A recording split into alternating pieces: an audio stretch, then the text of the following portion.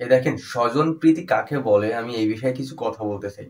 বাংলাদেশ বনাম ওয়েস্ট ইন্ডিজের যে টি-20 সিরিজটা খেলা হবে কালকে থেকে, আপনারা জানেন সবাই। এই জায়গায় জাকিরকে সুযোগ দেওয়া হয়েছে। আপনি দেখেন, এশিয়া কাপটা জাকির কিভাবে একটা টিমটাকে কিভাবে ধ্বংস করতে পারে। তার ক্যাপ্টেন্সি প্লাস সে নিজের ঘাড়ের জুতে যেগুলো করছে কাজ, যেমনটা গ্রাম অঞ্চলে বড় ভাইরা করে থাকে, যে আমি পারি আর না পারি, আমি যেহেতু সিনিয়র, তো আমি আগে ব্যাটে যাব, আমি আগে বলে যাব। এই যে পারি আর না পারি, আমি তো সিনিয়র, আমি যেটা বলবো সেটাই হবে। এইভাবে লিটন দাস যখন ইঞ্জুরিতে পড়লো, সো বেসিক্যালি সেখান থেকে ক্যাপ্টেন করা হলো জাকিরকে। জাকিরকে কেন ক্যাপ্টেন করা হলো এই নিয়ে হাজারো প্রশ্ন আছে। শুধু আমার না, বহুত সাংবাদিকের এই ধরনের প্রশ্ন আছে যে জাকিরকে কেন ক্যাপ্টেন করা হলো দলে। ওই সময় অনেক সিনিয়র প্লেয়ার ছিল এবং জাকিরের থেকে অনেক সিনিয়র, যাদের খেলার অভিজ্ঞতা অনেক ভালো, এমনকি আইপিএল খ্যাত প্লেয়ারও আমাদের বাংলাদেশ টিমে ওই সময় ছিল। কিন্তু তাকে কিন্তু ক্যাপ্টেন করা হলো না। ক্যাপ্টেন করা হলো কাকে? জাকিরকে। সে জাকির, দেখেন, উইকেট রক্ষক হিসেবে সোহান কিন্তু একজন best of the best keeper. Liton দাসের পরে যদি কোনো একটা কিপারকে নির্বাচন করা হয় তাহলে এখানে ডেফিনেটলি আপনার সোহানকে দিতে হবে। কিন্তু সেই সোহানটা কিন্তু কিপার দেয়নি, কেন জানেন? কারণ জাকির হচ্ছে ক্যাপ্টেন, জাকিরও উইকেট কিপার এবং ব্যাটসম্যান, মিডল অর্ডারের ব্যাটসম্যান, খুব ভালো ব্যাটসম্যান তা কিন্তু না। সেম সোহানও কিন্তু উইকেট কিপার এবং মিডল অর্ডারের ব্যাটসম্যান। মোটামুটি এখানে যদি কিন্তু কম্পেয়ার কারের সঙ্গে হচ্ছে, জাকির এবং সোহানের সঙ্গে হচ্ছে। এখন জাকির যেহেতু ক্যাপ্টেন, এখন সোহানকে যদি জাকির সুযোগ দিয়ে দেয়, তাইলে কিন্তু সোহান যদি কোনোভাবে দুইটা তিনটা মাঠ খুব ভালো খেলে ফেলে, তাইলে কিন্তু জাকিরের জায়গায় থাকবে না। এখানে স্পষ্ট যে তার নিজের কেরিয়ার বাঁচানোর জন্য, নিজের স্বার্থের জন্য সে ক্যাপ্টেন পেয়ে দাদাগিরি শুরু করে দিল। ভাই, এটা কি টিম ম্যানেজমেন্ট দেখে না? এটা কি টোটাল বিশ্ব দেখে না? টোটাল বাংলাদেশ দেখে না? বাংলাদেশের যে টিম ম্যানেজমেন্টের সভাপতি আছে, যারা প্লেয়ার সিলেকশন করে, তাদের চোখে কি এগুলো পড়ে না?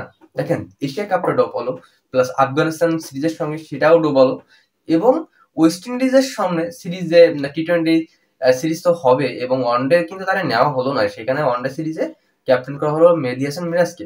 সেও সেই একই রকম একটা অবস্থা, তার ক্যাপ্টেন্সি প্রচুর ভুল। সেও তার নিজের মতন করে সে বলে পারুক, ব্যাটে পারুক, এটা কোনো ব্যাপার না। সে তার ফর্ম নাই, সে কিন্তু 10 ওভার বল করছে। আপনি জানেন যে আহ, সাইফ সাইফ কিন্তু খুব দুর্দান্ত বল করছে, কিন্তু তাকে কিন্তু 10 ওভার বল করানো হয়নি, তার মাত্র 4টে ওভার বল করানো হয়েছে, এবং ক্রিটিক্যাল মুহূর্তে কিন্তু তাকে বলে দেওয়া হয়েছে।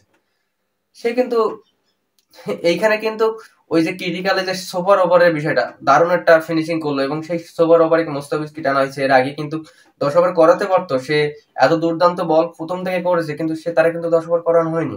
কারণ জানে এখানে যদি মেহেদী হাসান মিরাজ যদি তারে বলে 10 ওভার করে, তাহলে আরো 2টা উইকেট বেশি পেতে পারতো, এবং তার পারফরমেন্সে তার জায়গাটা খেয়ে যেত।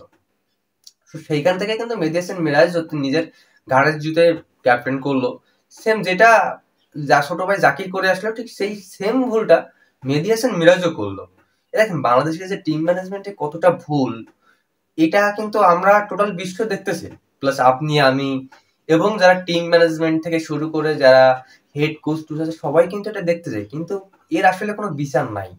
এখানে কিন্তু স্বজনপ্রীতি হচ্ছে। আর এই যে লিটন দাস ইনজুরি থেকে কামব্যাক করলো, এবং ওয়েস্ট ইন্ডিজের বিপক্ষে যে টি-20 সিরিজটা ঘোষণা করা হলো, সেখানে লিটন দাস ক্যাপ্টেন। আমরা এটা খুবই স্বস্তির একটা নিঃশ্বাস যে লিটন দাস ক্যাপ্টেন যেহেতু হয়েছে, আশা করা যায় ভালো একটা কিছু হবে। কিন্তু এখানে সাইফুদ্দিনকে বলের থেকে বাদ পড়ে গেছে, কিন্তু আবার সেই জাকিরকে আবার টানা হয়েছে, সৌম্য সরকারকে বাদ দেওয়া হয়েছে। আমি জানি না সৌম্য সরকারকে কেন বাদ দেওয়া হলো, কিন্তু জাকিরকে ভাই আবার কেন সুযোগ দেওয়া হলো? সোহান তো মোটামুটি ভালো ব্যাট করতেছে, আমি বুঝলাম না। এবং লিটন দাসের পরবর্তী যে আপনার উইকেট টুকুক, সেটা কিন্তু সোহান খুব ভালো, দুর্দান্ত, জাকির থেকে হাজার গুণ ভালো। কিন্তু সেখানে কিন্তু আবার জাকিরকে টানা হলো। দেখেন, এখানে কিন্তু অবশ্যই স্বজনপ্রীতি আছে। আমার মনে হয় এখানে কোনো কিছু একটা সমস্যা চলতেছে, যে আমার মনে হয় যে, যেমন মনে করেন এইখানে যে নেতৃত্ব দিচ্ছে তার সঙ্গে আমার খুব ভালো সম্পর্ক, যেমনটা গ্রাম অঞ্চলে হয়ে থাকে, যে এই বড় ভাই যেহেতু খেলার দায়িত্বে আছে, তার সঙ্গে আমার যদি সম্পর্ক ভালো থাকে, কিংবা আমি যদি তার চা পান বিড়ি খাওয়াই, অবশ্যই সে আমার দলে নিতে বাধ্য। কিংবা মনে করেন অনেক সময় হয় না যে আমাদের টিমে 11 জন ভালো প্লেয়ার, কিন্তু আমিও একমাত্র খারাপ প্লেয়ার। এখন একটা খেলা ধরছি পাড়ায়, সেখানে বেশ কিছু টাকা লাগবে, কিন্তু আসলে টাকা দেওয়ার মতন যারা ভালো প্লেয়ার, আসলে তাদের সামর্থ্য নাই, কিন্তু আমার সামর্থ্য আছে টাকা দেওয়ার মতন। আমি বললাম, আয় ভাই, সমস্যা নাই, তোরা খেলাটা নে, আমিই টাকা দিব, তখন কিন্তু তারা আমাদের দলে নিতে বাধ্য। কারণ আমার জন্য তারা খেলাটা পাচ্ছে, আমার জন্য তারা খেলতে যাইতে পারতেছে। এখন আমার মনে হয় সেই গ্রাম অঞ্চলে ক্রিটিক্যাল রাজনীতির মতন এই জাতীয় টিমে এরকম রাজনীতি হচ্ছে। না হলে আপনার জাকিরের মতন প্লেয়ারকে বারবার কেন সুযোগ দেওয়া হয়? একটা প্লেয়ার হয়তো 2-3টা ম্যাচ খারাপ খেলতে পারে, সেখানে 10টা ম্যাচ খারাপ খেলুক, সে কিন্তু 20টা ম্যাচ খারাপ খেলতে পারে না।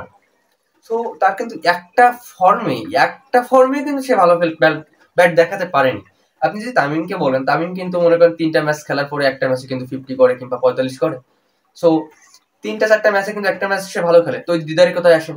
সেও কিন্তু মনে করেন কি টুকটাক বল খেলেও তার সাথে 2টা রানের ধারাবাহিকতা বজায় রাখে, মোটামুটি এটা রান করে। সেইখানে কিন্তু জাকির কিন্তু টোটালি 20, 30, 32 এর বাইরে কখনো যাইতে পারেনি। আর তার ব্যাট চালানো স্টাইল, আমার মনে হয় না এখানে ব্যাটিং কোচের অবশ্যই ফল্ট আছে। সে তারে শিখাতে পারতেছে না, কিংবা সে কেন এই ধরনের ব্যাট চালাচ্ছে, তার কনফিউজড হচ্ছে সে। এটা কেন হচ্ছে আমি বুঝতেছি না। এখানে আমার মনে হয় 100% স্বজনপ্রীতি হচ্ছে। তাই আমি ক্রিকেট বোর্ডের দৃষ্টি আকর্ষণ করে বলতেছি যে আপনারা একটু প্রখর দৃষ্টিতে দেখেন যে আসলে কারে সুযোগ দেওয়া উচিত কিংবা কারে সুযোগ দেওয়া উচিত না। সো আমি বলতেছি যে তারা একটু, যেহেতু সে আউট অফ ফর্মে আছে, তারা একটু সাইডে রাখা হোক। যে আসলে ফর্মে আছে তারে সুযোগ দেওয়া হোক, কিন্তু সেটা কিন্তু করা হচ্ছে না। এই যে এইখানে আপনারা কোন বিবেচনায় এই টি-20 সিরিজে আপনি জাকিরকে রাখলেন? হ্যাঁ, সে নাকি খুব পাওয়ারফুল একজন ব্যাটসম্যান, কিন্তু তার থেকে ভালো ভালো ব্যাটসম্যান এখন আছে আমাদের বাংলাদেশ টিমে, কিন্তু তাদের কিন্তু সুযোগ দেওয়া হচ্ছে না। তাকেই বারবার সুযোগ দেওয়া হচ্ছে। সে কি টিম ম্যানেজমেন্টের হেড? কিংবা যে টিম ম্যানেজমেন্টের হেড আছে, যে যার কথায় প্লেয়ার সিলেকশন হয়, তার সঙ্গে কি খুব আন্তরিক কোনো সম্পর্ক আছে, ঘনিষ্ঠ কোনো সম্পর্ক আছে? আপনাদের কি মনে হয়? আমার তো মনে হয় এরকমটাই। কারণ যারা রিসেন্টলি যতগুলো খেলা দেখছেন এশিয়া কাপ থেকে শুরু করে, কোনো একটা ম্যাচে কিন্তু সে ভালো খেলতে পারেনি। এবং আমি মনে করি যে এশিয়া কাপে তার জন্যই আজকে আমরা ফাইনালে যেতে পারিনি। আমরা যদি ফাইনালে যেতাম হয়তো আমরা এশিয়া কাপটা জিততে পারতাম, কারণ আমাদের ব্যাটসম্যান থেকে শুরু করে বোলিং যে পারফরমেন্স ছিল, যদি প্লেয়ার সিলেকশনকারীরা একটু মনোযোগ সহকারে দেখতো তাহলে হয়তো আমরা একটা ভালো জায়গায় যেতে পারতাম, আজকে আমরা এশিয়া কাপ নিতে পারতাম। কিন্তু না, হয়নি। লিটন দাস কত কষ্ট করে তার নিজের ক্যাপ্টেন্সির মাধ্যমে দলটারে কত সামনে এগিয়ে নিয়ে গেছে, কিন্তু লাস্টে ফলাফল কিন্তু আমরা জিরো। আমি আবারও ক্রিকেট বোর্ডের দৃষ্টি আকর্ষণ করছি, যারা প্লেয়ার সিলেকশন আর আছেন তারা যেন অবশ্যই এই বিষয়টা একটু গুরুত্বপূর্ণ সহকারে দেখবেন, যাদের সুযোগ দেওয়া উচিত এবং কারের সুযোগ দেওয়া উচিত না। এইখানে অনেক কিছু চিন্তা ভাবনা করার আছে। আপনারা বারবার একজন প্লেয়ার ফর্মে নেই তার সুযোগ দিচ্ছেন। আমি জাকিরের এই মুহূর্তে হেড করতেছি, জাকির যতই ভালো প্লেয়ার হোক না কেন, আমি মনে করি এই যে টি-20 যে সিরিজ আসতেছে এখানেও সে ভালো ফর্ম করতে পারবে না, এটা আমার বিশ্বাস। দেখে নিন, আমি আজকে বললাম, কালকে থেকে তো ম্যাচ শুরু। যদি এইখানে ভালো খেলে, এক সাইফ ভালো খেলবে, লিটন দারি ভালো খেলবে, সো এখানে তহিদ হৃদয় একটু ভালো খেলতে পারে, কারণ তহিদ হৃদয় রিসেন্টলি তার ব্যাট চালানোর স্টাইলটা আমার খুব বেশ পছন্দ হয়েছে। আমার মনে হয় সে বলে ব্যাটে মোটামুটি টাইমিং হচ্ছে তার। আমার মনে হয় এই 3টা প্লেয়ার থেকে যে কোনো 2টা প্লেয়ার গেইন করবে। এবং ঋষাদ টিশাদ তো আছে, এরা তো আসলে, এদের আমি বোলিং ভাবি না, যেরকম বোলিং সেরকম ব্যাটসম্যান, এদের আমি এখন অলরাউন্ডারই ভাবি, এদের বোলিং ভাবি না। ঋষাদের যে ব্যাট চালানোর স্টাইল, হট অ্যামাজিং ভাই, হট খেলা ভাই। এই আসলে ওর ব্যাট আসলে দেখতে ইচ্ছে করে। আমার মনে হয় একদম সেরা অলরাউন্ডার হিসেবে যদি এই মুহূর্তে বিবেচনা করতে বলে আমার কোনো প্লেয়ারকে, তাহলে আমি ঋষাদকেই বলবো। ঋষাদ শ্রেষ্ঠ ব্যাটিং। আমার মনে হয় ঋষাদের 5 নম্বরের পরে ঋষাদের টানা দরকার এই মুহূর্তে যে বাংলাদেশ টিমের যে কন্ডিশন। যাই হোক, প্লেয়ার সিলেকশনরা তো অনেক বিবেচনা করবে, কিন্তু আমরা খেলা দেখবো যাতে খেলাটা সুন্দর হয়, আমরা যেন সুন্দরভাবে সিরিজটা জিততে পারি এবং হোয়াইট টেস্ট করতে পারি, এই লক্ষ্যেই আমরা মাঠে নামবো। আমাদের টিম মাঠে নামবে, আমরা সকল ভক্তরা আমাদের টিভির পর্দায় আমরা তাকিয়ে থাকবো খেলা দেখার জন্য। আমরা সুন্দর একটা খেলা দেখতে চাই, এই আশা রেখেই আমি আমার কথা এখানে শেষ করতেছি। পরবর্তীতে ম্যাচ শুরু হলে আবার বিশ্লেষণ করতে পারবো। Tata, bye bye.